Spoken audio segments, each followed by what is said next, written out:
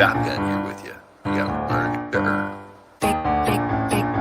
Base God on the blockchain. Gotta learn to earn. Gotta learn to earn. Learn. Fun with numbers, folks. Fun with numbers, folks. Let's do some math. Swing trade and get you wrecked. Don't do it. Swing trade and get you wrecked. Don't do it. Gotta learn to earn. Gotta learn to earn. Let's check the crystal ball. Crystal ball.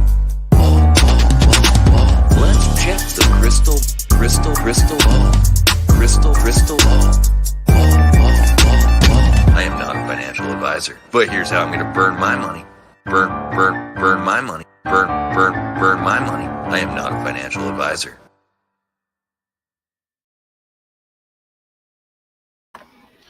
Well, hello, folks. Top Gun here, and I got a good one for you, even if my camera's a little twitchy today. Hopefully the audio is coming through plenty clear, and this isn't too distracting, or maybe I can fix it by getting rid of the background. Why? Don't know why it's just decided to get so angry all of a sudden. Let's see about that. Wonderful way to start the stream, eh, folks?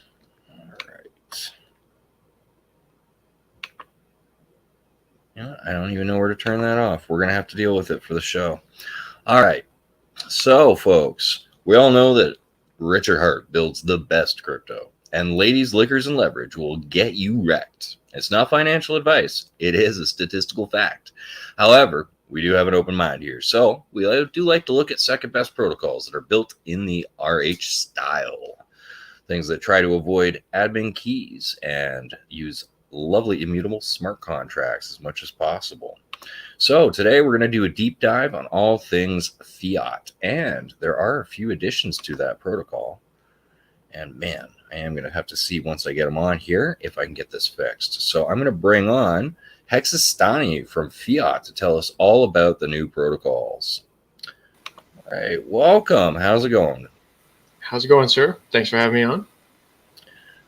Well, it looks like it fixed my visual by bringing you on here. Beautiful. So I don't have to go remove that screen. All right.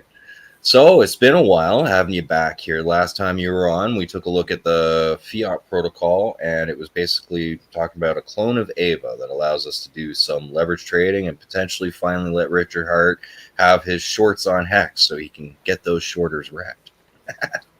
Yeah, and we finally released our V3 of Fiat. And that should be our final version, and we'll be launching that on Pulse Chain, on Ethereum in Q1. So keep an eye out for that, early Q1. And then if we beat Pulse to market, that could change if Pulse Chain comes out before the end of the year. So we'll play it by ear, but that's the plan as of right now. Yeah, and I got a couple other things to show you too, man. Beautiful. Well, let's take a look at Fiat first. You said it's up to testnet version 3. So do you want to screen share, bring it up, and show us any of the additions that have been made? Any comments of any of the changes? So is it fully done its auditing process, or? We are in the middle of doing audits right now. So, but here is the testnet. All right, bringing it on. I'm gonna kill the the additions we made. We added a little bit of risk parameters to the protocol to kind of limit people that are extremely large. So like say there's a whale, like a hex whale or something. And they go deposit a bunch of hex onto this right. They'll be limited on the amount that they can deposit, so that they don't deposit all of their hex and then just borrow everything, right? And then there's not enough liquidity to cover their debt, right? So to kind of mitigate against that, we've added a bit of parameters, and you'll be able to see the maximum global deposits for each of these coins, in the gray down here. So that would be the global maxima, depending on, for instance, it says here, we have limited the individual wallet to a maximum of 3.7 million hex for deposit and for 2.27 million hex for borrowing. So, you won't be able to take out as much hex versus your collateral, just per wallet based on, the health of the system and everything. And then, we have a global maximum and stuff like this, just so that, it's not all hex being on the platform and things. So Okay. to kind of help against that bad debt, which, actually happened on Aave recently, where there was not an attacker necessarily, but there was too much curve on Aave that was deposited, and that was causing an issue where somebody could essentially borrow a bunch of curve and then it not be able to be paid back because there wasn't enough in the liquidity pools. And so this person successfully, made, I think, a couple $1 million borrowing curve, dumping it on market, and then the market, his collateral was insufficient in trying to buy up the market because of the slippage that incurred through trying to cover its debt, right? So, these these risk factors, help mitigate those things from happening. So, this is before this happened to Aave. We've had to tailor make this just so that we can support things like Hex and Hedron, right? Wow. So, but yeah, maybe maybe they're starting to implement these kind of risk mitigation factors into Aave v2 through their governance stuff. So Okay. maybe they'll So see with something. this kind of governance, this is not the kind you can set immutable and walk away. Like, this needs to be managed throughout time, like as the asset values or liquidity for potential assets changes. Yeah. So the devs, they have their limited access governance keys, right? So they are in charge of the ranges that are set, the collateralization per asset, things like this. So whereas in Aave v3, they integrated the governance system where you use your token to vote for things like this. But on Aave v2, it's still just like how we have it here. So as in the governance keys and stuff. So, but Okay. All right.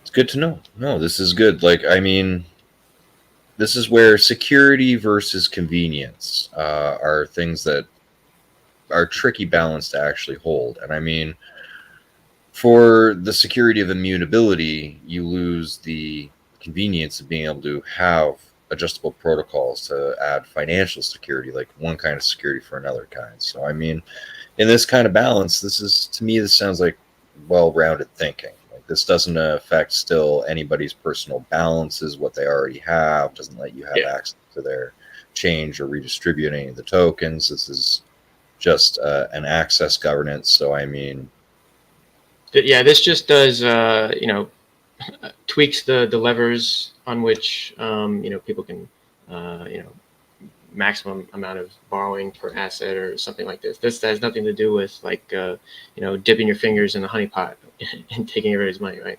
okay. It's impossible. You can't do that. But, yeah. Perfect. And I have something exciting to show you, sir. Ah, yes, there are more details than just the updates to this Fiat protocol, which also, yeah, so you guys are launching on Ethereum, but you're not having a second sacrifice phase. You guys are honoring everybody from the first sacrifice, or So from your I'm glad you original. asked. Yeah. So okay, the people that sacrificed for Fiat, those sacrifice, we call it the sack set or whatever. They will get their allocation on Ethereum and on Pulse. So there's going to be 2 coins. Okay, and Okay. when Pulse does come out, we're going to relaunch the protocol. So the fiat that is forked over from Ethereum to Pulse, will be discarded. For there won't be anything for it as of right now, right? Okay. I don't know what could happen or anything like that. But as of right now, when the fork does happen from Ethereum to Pulse, that we're going to just relaunch the protocol. So, Okay. you'll just have eFiat and you'll have Pulse Fiat. Okay. We're doing another sacrifice for a leverage trading perpetual exchange, which it's called Famous. All right. And not to be confused with the famous on Twitter. Yes, this is famous.io. This It's is the protocol, not the person. Yes, exactly. This is made by the same devs that forked over Fiat. But essentially, if you sacrifice for Famous the early bird round, you'll just also get a bonus allocation for eFiat. So you get a 2-for-1 kind of thing going on. So that's pretty cool. But this is Famous. Famous is basically a decentralized leverage trading platform for Pulse Chain. It's a fork of GMX, which is very successful even in the bear market. I think they've processed over $82 billion of volume on. I forget the chain it was on. It slips my mind at the moment, but a relatively, you could say ghost chain, but it's not extremely accurate. It's not like it's a layer 2 of Ethereum or whatever. I think it's AVAX. Okay. Yeah, and they've processed I think $180 million of fees on that chain for the stakers and the liquidity providers and stuff. So very successful. It does its job very well. But essentially, Famous is going to be for Pulse Chain. You'll be able to margin trade your favorite RH tokens. Pulse, PulseX, Hex, Hedron. We have Maxi, Zen up here. Zen for the lulls, right? Okay. Loan from Liquid Loans. As things have more liquidity, we can add more things to this platform and stuff on mainnet and whatnot. But you'll see here that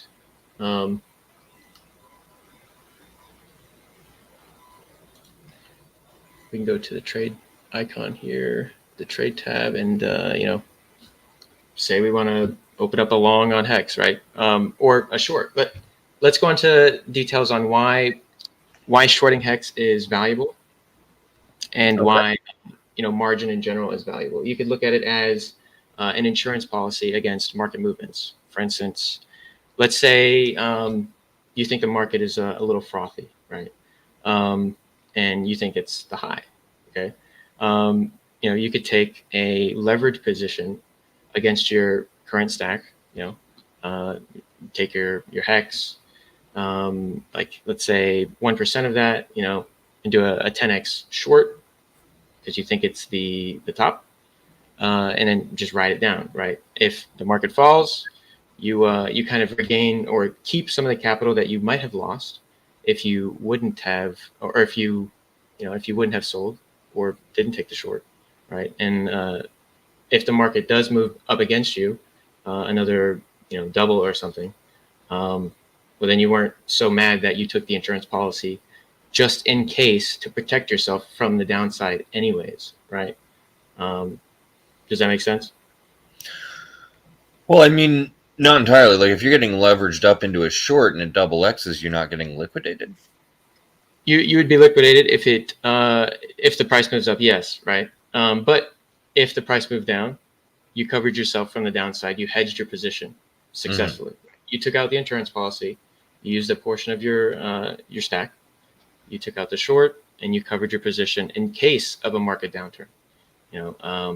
This is a complex strategy that most people in TradeFi do with puts or calls or things like this, right? You think the market's going to go down, you buy a put, right? You obviously it expires at zero if the market doesn't in fact go down, right? But if it does, then you protect yourself against downside risk. And obviously, you try to add protocols like stop loss and other safeties to the positions, risk factors, other things that you're able to look into? Yeah. Okay. Yeah. So right now, this protocol, we have limit orders that on the back end, but they're not added to the front end as of right now. Okay. But those will exist eventually. Okay. Um, but you might ask yourself, where do all the fees go and stuff, right? Hmm. Why do I need this? Why do I need famous? What is famous? How is it going to benefit me, right? I'm sure everybody has been seeing on crypto Twitter the CeFi implosions happening, with FTX, Celsius, Luna, all these bad things that have been happening across crypto. Well, with FTX, we knew that Sam had a backdoor and was funneling, I think, $8 billion into Alameda Research, right? Yeah, that's about my track too. I think maybe as high as 9. I lost track after that, and then there's so much other exposure. Yeah. Yeah, absolutely terrible, right? Well, the cool thing is, this takes the hands of the margin trading away from people like Sam, like CZ, that could be hiding funds, stealing people's money, and things like this, and giving it back to the holders of the Fame token in this instance, where you get the rewards of being the house by staking your coins. Okay, Hmm. and you can provide liquidity on this, similar to the way you can on PulseX, but it's a little bit different mechanic that I'll get into later. Um, So this is where I just want to interrupt you and reiterate, like, I love to trash leverage because it gets people wrecked, but the house always wins at a casino. And yeah, I've talked about some protocols where, unfortunately, I hope none of my viewers come here to try and hedge their bets or short hacks, because Richard Hart's pretty confident that'll get you wrecked. But still, being the house, being the person that's providing the liquidity and gaining the fees against the people that come and literally throw their money at you, sounds absolutely awesome to me. And you guys are building great tech that people are going to use and gamble on. Again, I hope none of my viewers, but being on the investing end of this, on the being the house, that does have a principle and a philosophy that's long term, that's more sustainable than trying to spend my days looking at a chart. So this is where I do like to encourage my viewers to give this a chance and have a look at this protocol, because can be beneficial if you're not gambling. yeah. So all of the rewards or all of the fees that are accrued on the platform. Out of those fees, you got 60% going to the liquidity providers, Okay. and then you have the 40% going to the Fame token holders, right? And so, what are these fees? These fees consist of all of these currencies that are currently being traded on the platform, right? So you get a nice, you know, variety of RH ecosystem tokens. Just for staking passively on Famous, which is great, right? Mm-hmm. Um,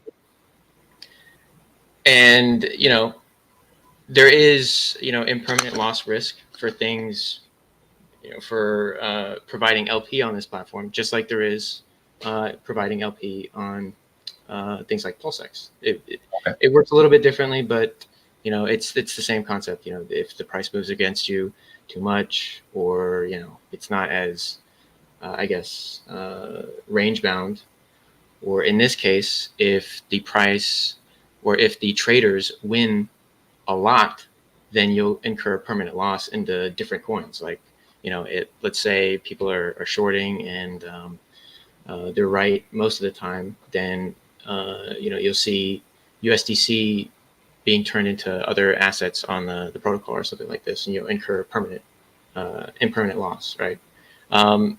And the way these liquidity pools work is through something called PHLP, which is a Okay. token.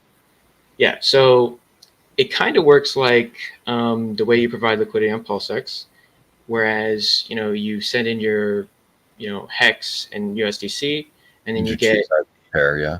you get in turn the coin that represents your share of the pool, right? Mm-hmm. So LP. yep, as more people add these tokens, the supply of the LP token increases, right? So it's dynamic, it's elastic.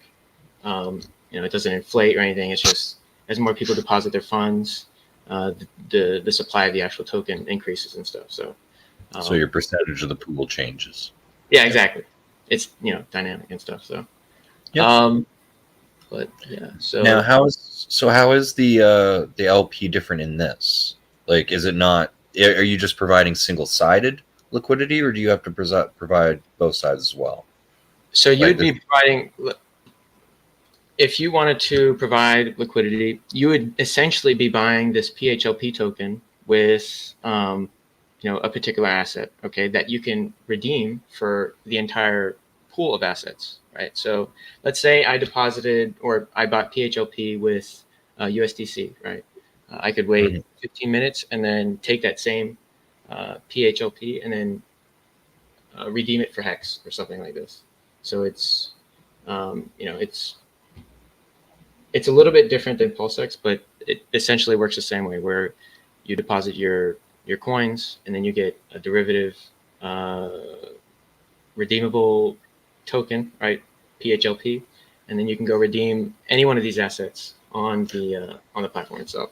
Okay. But it's not scalable as a portion of the pool. It would be, is it value locked as the time entry, or how does it keep a scale or an amount to the tokens or value?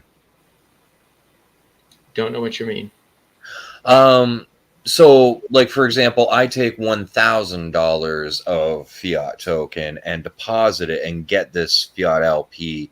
It's then good for $1,000 of hex if I redeem it there, or Yep. okay, so it'll be, so the LP at time of creation is value locked. So it was $1,000 at the time I placed it, so that LP is always good to withdraw $1,000 worth of liquidity back out. Yeah. Yep. Okay. Yes. So if my asset goes up in value and I go to get the fiat token originally, I'll just get $1,000 worth, and I'll lose that's where the impermanent loss is different, and I'll lose the scale. Like if it were $1 a token, so 1,000 was 1,000 tokens, I put that in, get my not my LP token, but my fiat token, and then the price goes up to $10 a token, and I go to redeem it, I'll only get 100 tokens back out at this point. No. No. So because these assets, they're in the pool itself. So when the value of these assets increase, the overall value of the pool increases as well. So it's Okay. like you're kind of hedged against everything on this list. Okay, you basically hold everything on this list when you have the PHLP token. Kind of. Okay, so if I deposit $1,000 of fiat and got this PHLP token, and then it goes up to say $10,000 worth of value, so does my placement token. Like then I would be able to take out 10,000 on other assets, or like is this where I'm getting confused? Or so yeah, if let's say one of them does moon, okay, let's say Hex for this particular instance does go up in price a lot. It's the way the fee structure is. Okay, so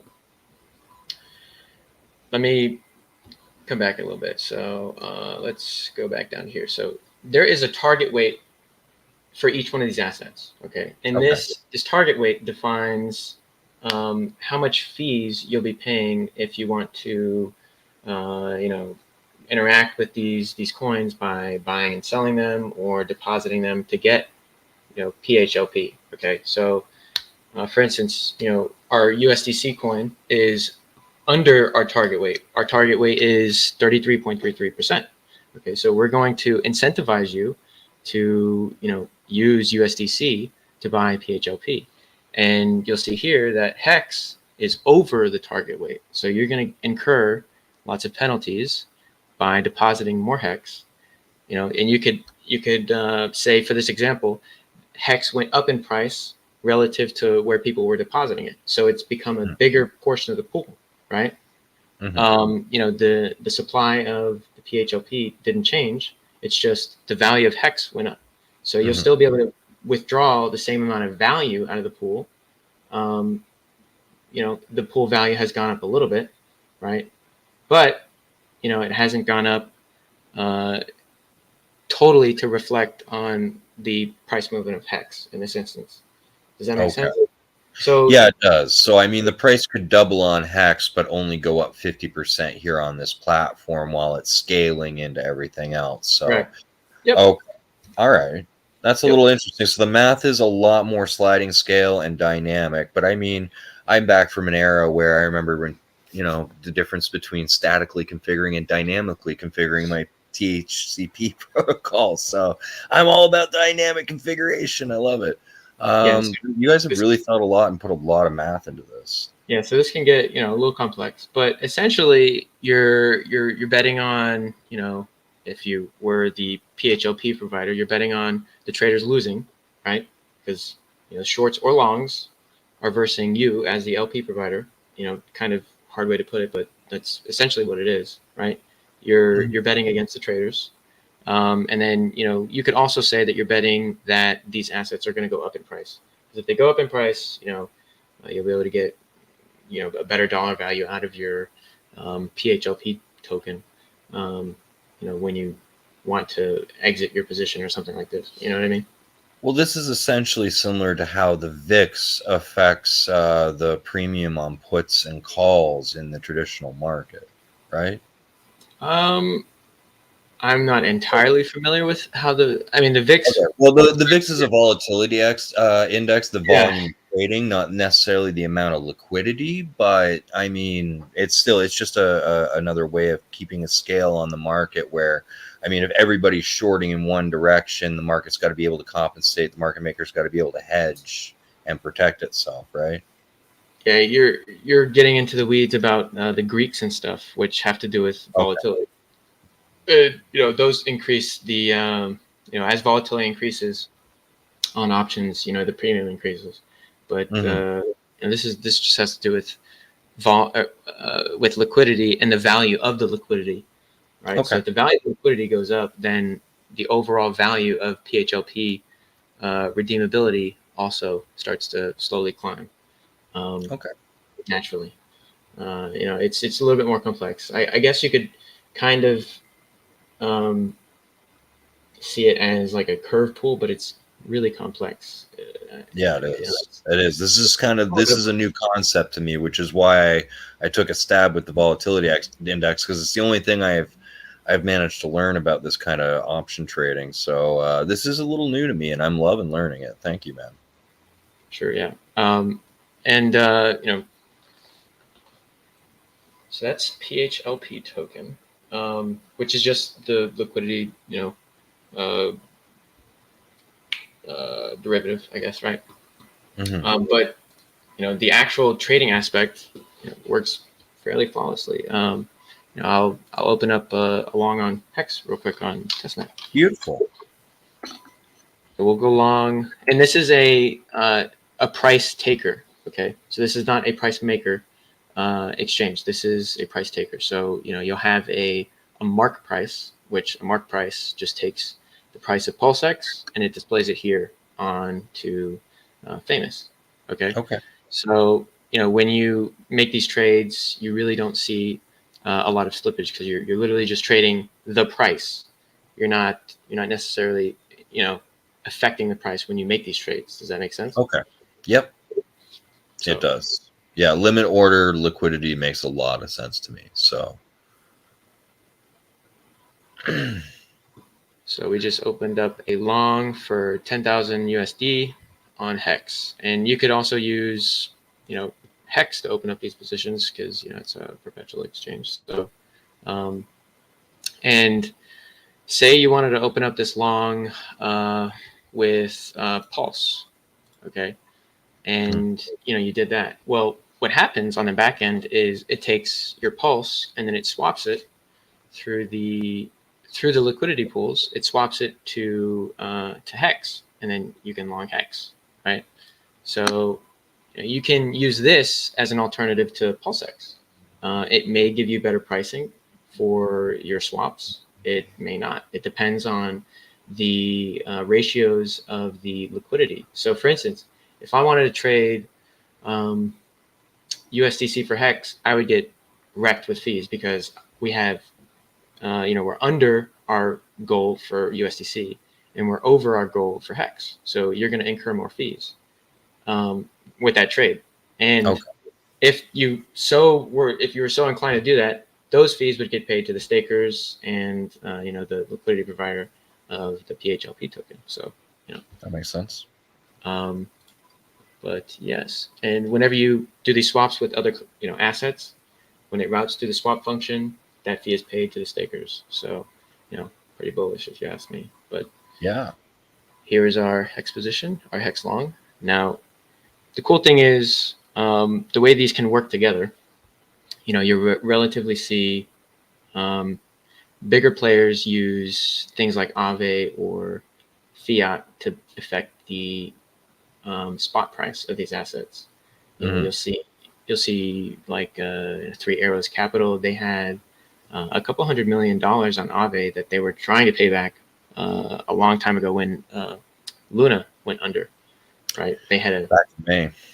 a fairly large Aave position, and they didn't pay back their creditors for the debt that they took out, on like lines of credit. They didn't pay back those guys, but the people that they did pay back was Aave. They were paying back Aave as much as they could so that they didn't get liquidated, because if they didn't have enough collateral to cover their position, their ass lost all of their money. They got liquidated. They got wrecked, right?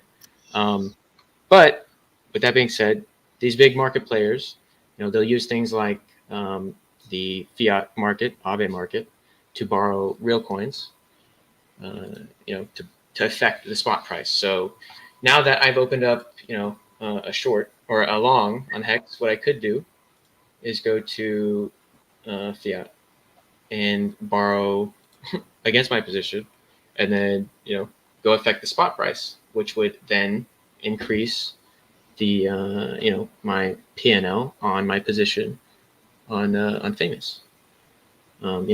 That's entirely possible. You could totally do that. But you're just trading against yourself. Like essentially, that's Michael Saylor, how he threw the price of Bitcoin back up to 69,000 again, about buying against himself, right?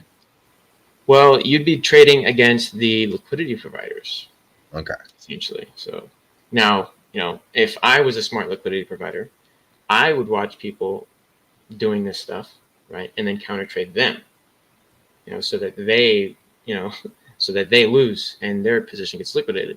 But you may think that a lot of this stuff might cause a lot of volatility, where in fact this is probably going to cause a lot more stability in the price, because people are, everyone's got their guns pointed at each other, and they're all, looking around like, well, what the hell are you doing? What are you doing? Well, what am I Yeah. doing? And Yeah. so it's like everybody's kind of, The trying to, Spider-Man meme. yeah, exactly. Precisely, yeah. So you might see a lot more stability in the price, actually, with things like Interesting. this. Um, but yeah, man. And the last tool that we're using to Yes. tie all this stuff together The dessert. is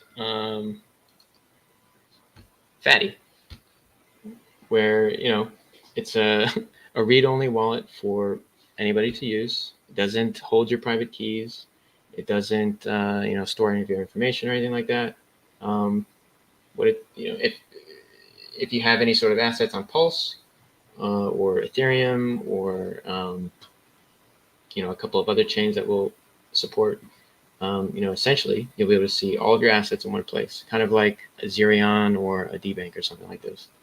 It's beautiful. So instead of having to click from network to network, they're all aggregated into one place.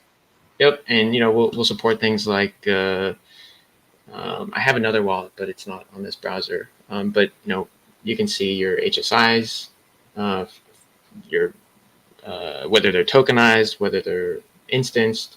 You can see eventually you'll be able to see any sort of debt positions you have on liquid loans, or whenever Power City has their thing, have that on there as well.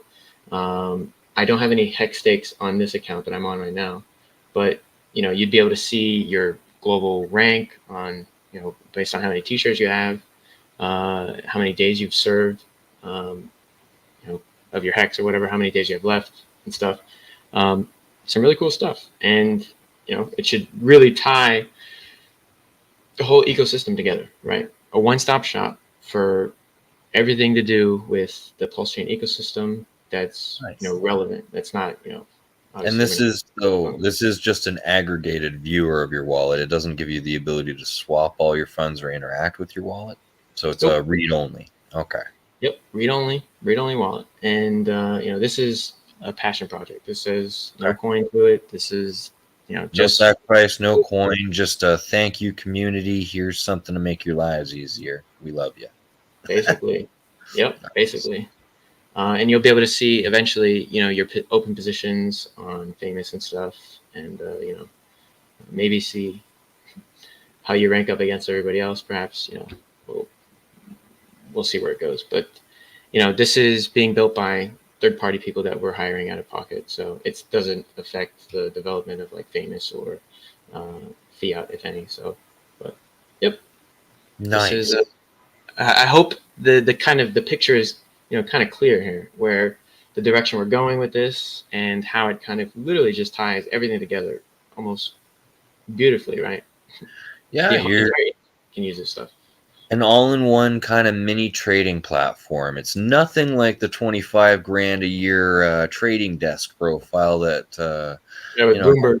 managers have, but Yeah. this at least is a beginning aggregate of at least your personal index of information, something that will make people from that industry feel a little more at home in the crypto environment, I'm thinking.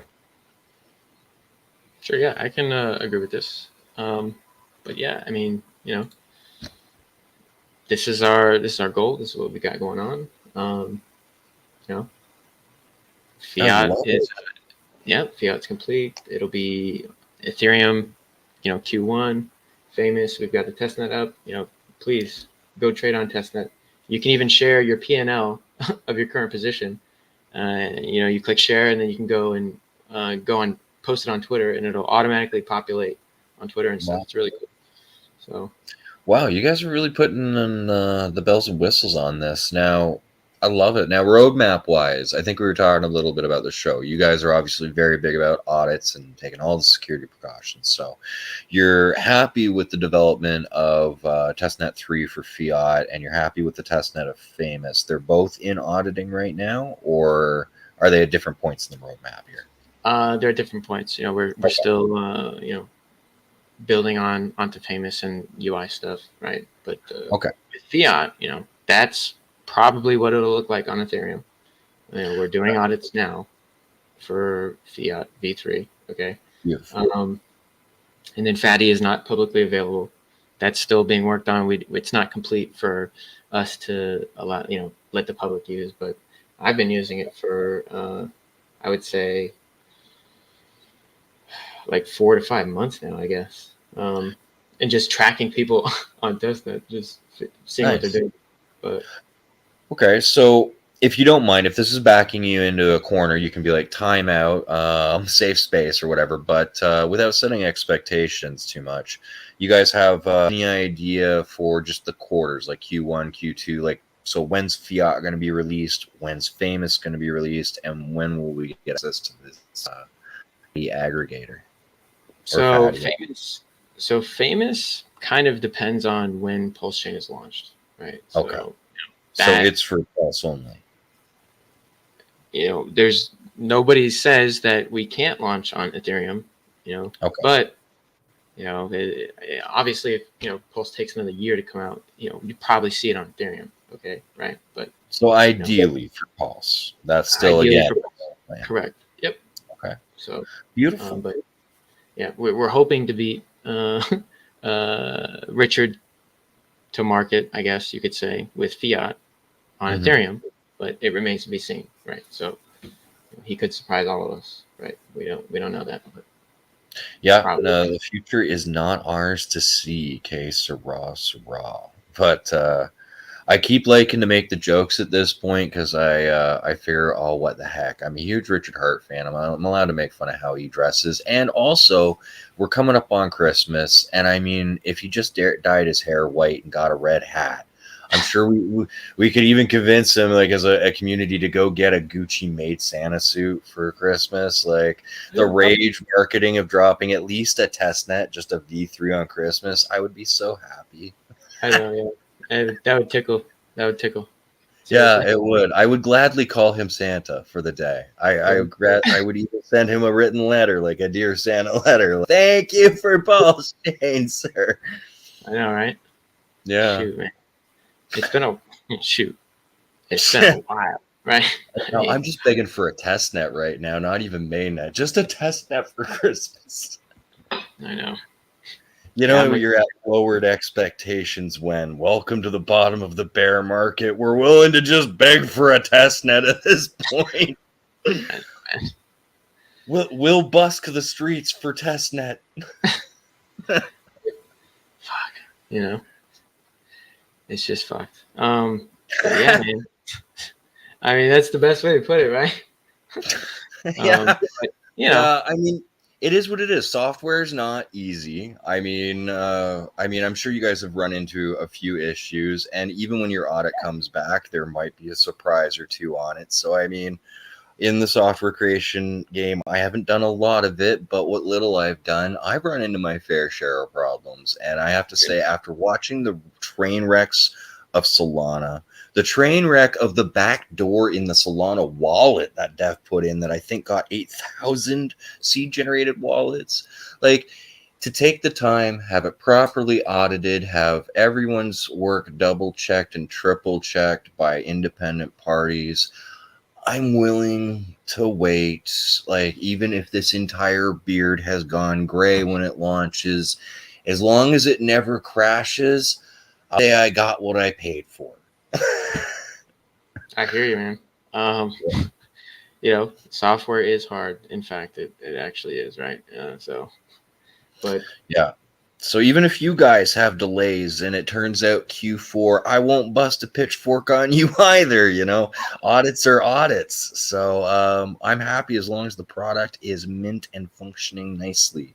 The yeah, screen just cut out. I'm trying to do the AOK sign. There we go.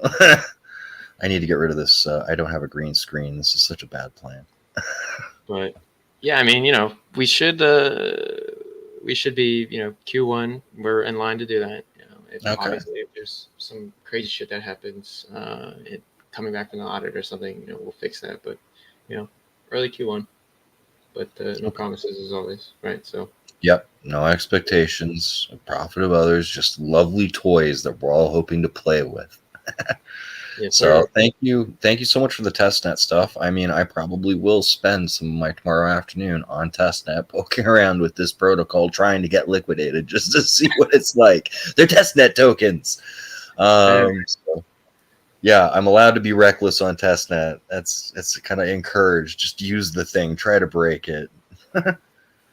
Exactly. Yeah. I've been fortunate enough to have a humongous position on testnet, so I love trying to break shit. I'll tell you that right now.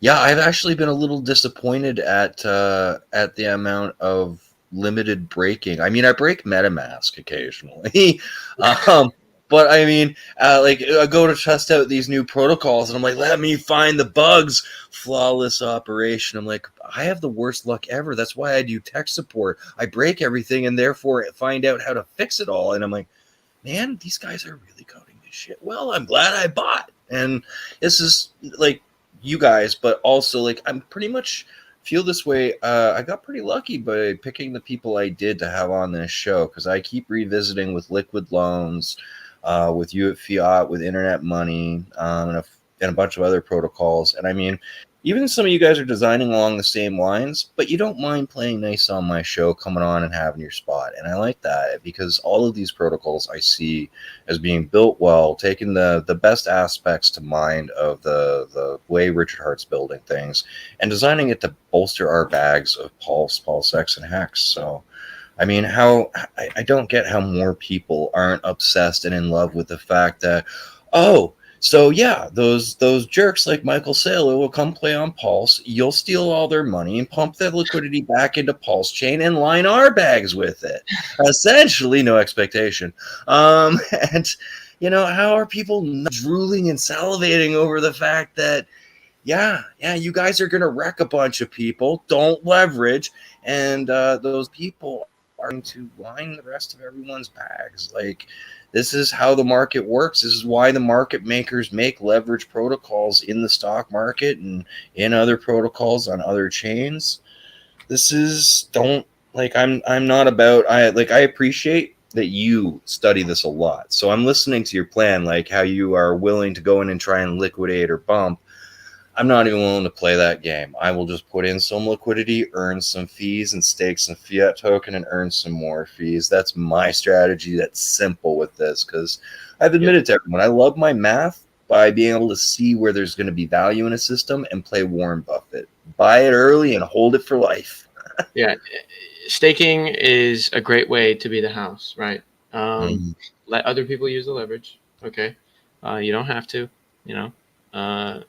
let them do that stuff. Let them get wrecked. Let them be profitable. However, whatever, right? You stake the token, you get the fees. Done deal, right? And another cool thing is a lot of these hex haters that have been spouting off on Twitter, they're going to have to put their money where their mouth is. Yeah, and I am. To, I'm sure there are people like God Whale that'll kick them right in the teeth once they put their money where their mouth is. Right, so, they're going to have to do it. Otherwise, like, why are you talking shit? Like, clearly you don't believe that this shit talking is warranted because you're not taking a short position, sir. Where's your short, bro? Why don't you short it, bro?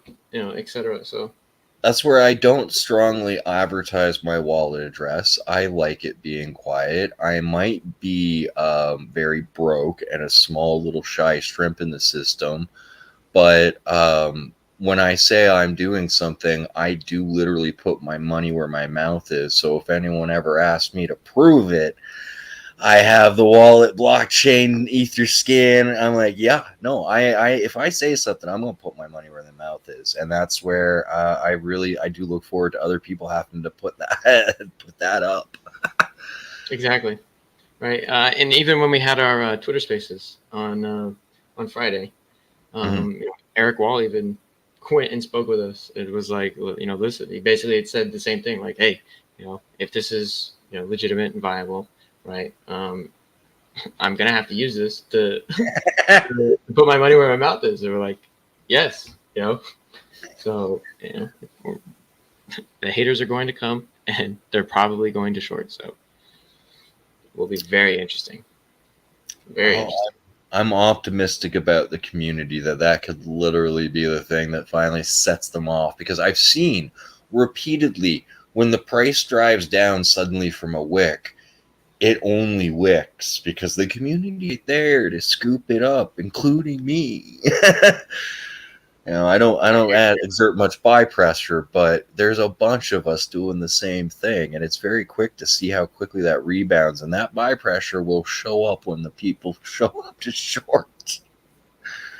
I'm sure. Yeah, listen, when when these people do short, it's bullish for price, and I'll explain to you why real quick, just for everybody to know. Okay, if people take out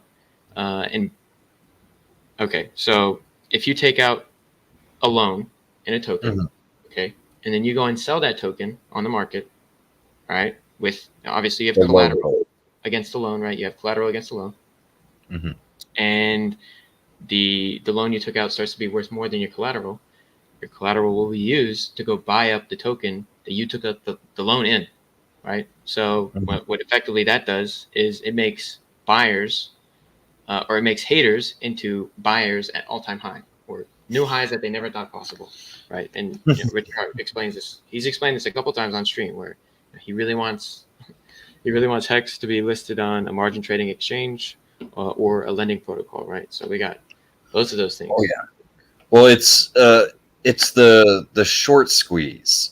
People tried to advertise for Celsius, but it didn't happen. But GameStop and Bed Bath and Beyond, those were some examples of the community coming and just how quickly that turns around, because to close the short then requires buying the position up, which amplifies the bubble of price increase. Exactly. Yep. Now, exactly.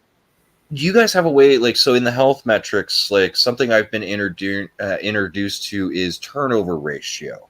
So I mean, a market could be 210% shorted because the same stock has been shorted repeatedly throughout the system. So the same thing's potential in this. Do you guys have a way to keep track of that?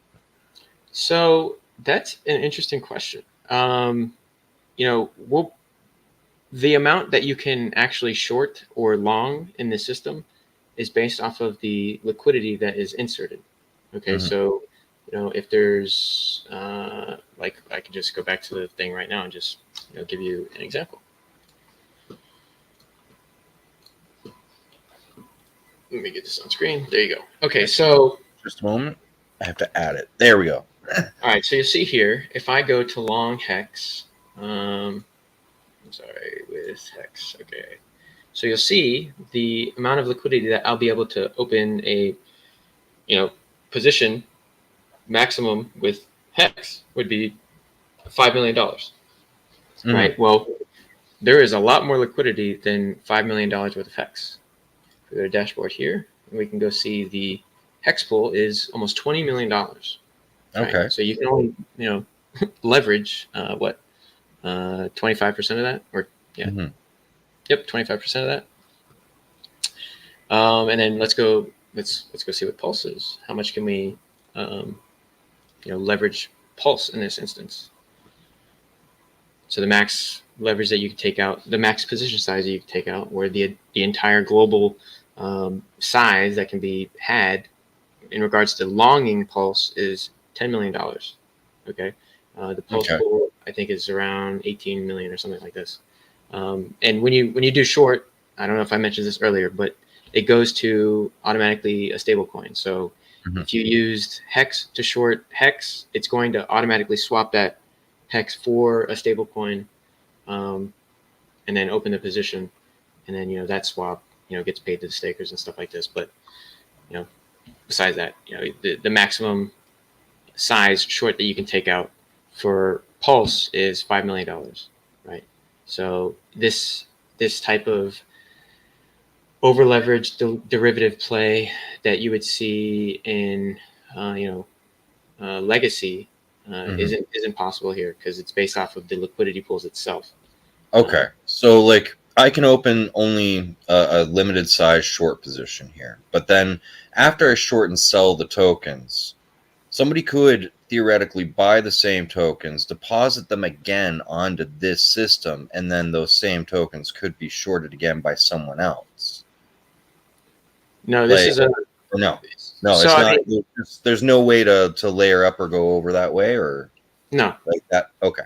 No, it's based off of the size of the liquidity pools. So obviously, yes, if somebody did deposit coins, then you could probably see the available liquidity that you could use to enter one of these positions possibly grow. But I think these are right now, these are capped, for what the devs are allowing. So, but yep, that's actually an interesting point that could be had, where things like FTX, they really didn't have the assets, but they were still trading like they had the assets.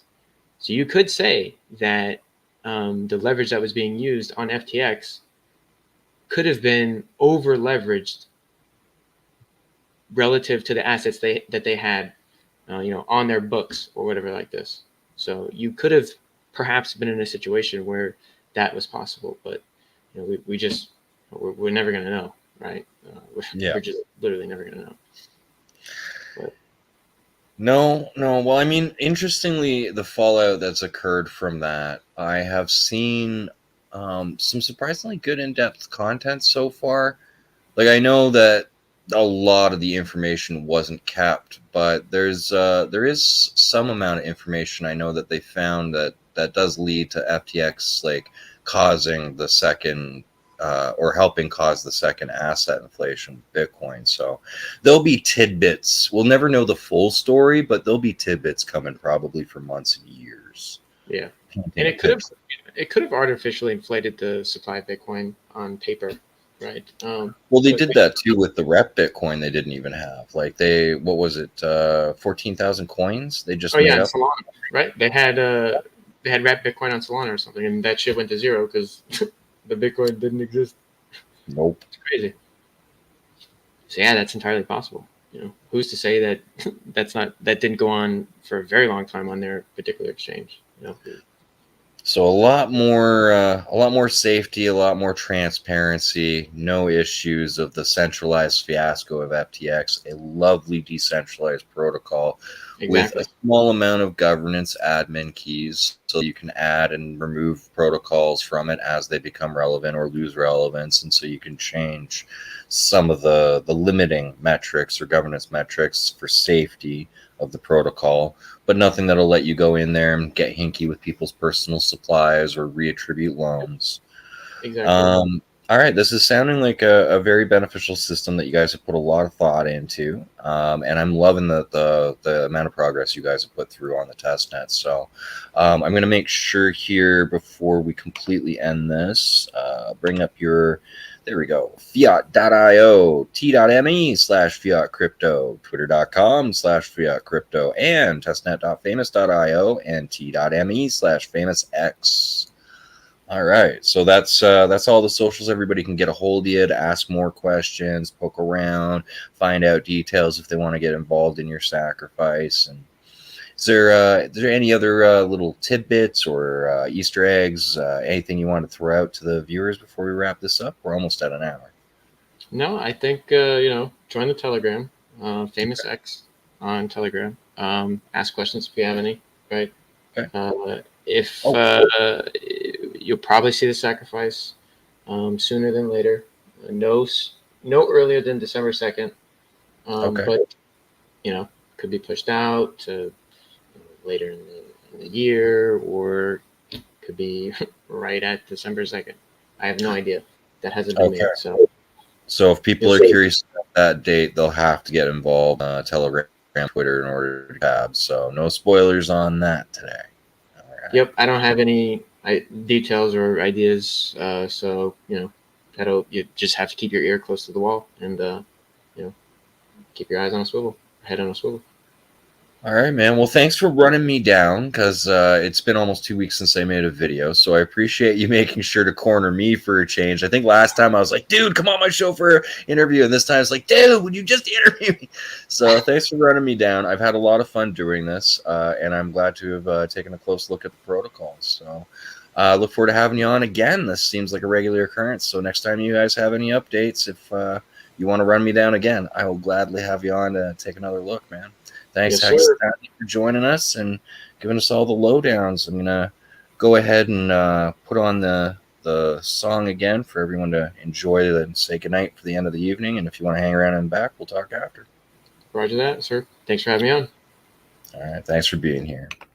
And to all my listeners, thanks as always for being here, folks. I have enjoyed this. It's been a good one. So here's the outro song for you. Have a good night. I got a good one for you. Top Gun here with you. You gotta learn to earn. Base God on the blockchain. Gotta learn to earn. Gotta learn to earn. Learn. Fun with numbers, folks. Numbers, folks. Fun with numbers, folks. Let's do some math. Swing trade and get you wrecked. Don't do it. Swing trade and get you wrecked. Don't do it. Gotta learn to earn. Learn to earn. Gotta learn to earn. Let's check the crystal ball. Crystal ball. Let's check the crystal ball. Crystal advisor. But here's how I'm going to burn my money. Burn my money. Burn my money. I am not a financial advisor.